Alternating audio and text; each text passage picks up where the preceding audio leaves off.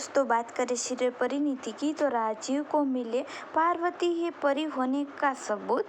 राजीव हुआ पार्वती के साथ रोमांटिक।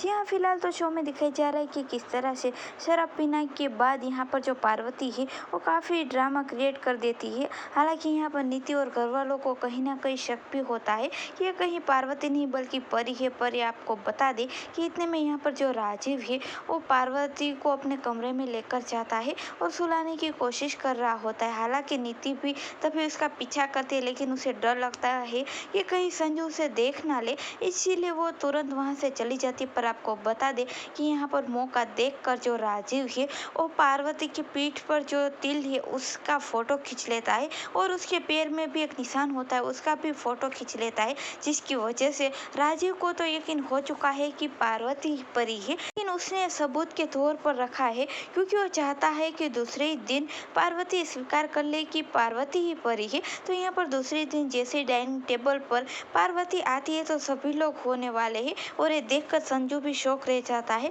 कि आखिरकार इतनी जल्दी ये सब उठ कैसे गए। पर आपको बता दें कि पार्वती कहती है कि डाइनिंग पर लगा कोई भी खाना उसे नहीं खाना है, इसीलिए कोई दूसरा खाना बना कर लाए। तब वो नीति को कहती है, नीति कहती है कि मुझे तो बनाना नहीं आता। फिर भी पार्वती कहती कि नहीं, मुझे तो तुम्हारे हाथों का ही खाना है। हालांकि पहले तो नीति मना करती है, फिर वो डर जाती है कि उसके कहने पर ही मैं यहाँ पर रही हूँ, अगर उसने निकाल दिया तो मैं कहाँ जाऊँगी। तो यहाँ पर अब नीति भी नौकरों वाला काम करने लगी है। तो यहाँ पर राजीव और परी के बीच में अब हमें रोमांटिक मोमेंट देखने को मिलेगा क्योंकि राजीव को यकीन हो चुका है कि पार्वती परी है। ऐसे में यहाँ पर राजीव बहुत जल्द परी के सामने साबित कर देगा कि पार्वती ही परी है। तो क्या आप भी चाहते हो कि दोनों के बीच में दूरियां मिट जाए? तो आप हमें कमेंट के जरिए ज़रूर बताएं।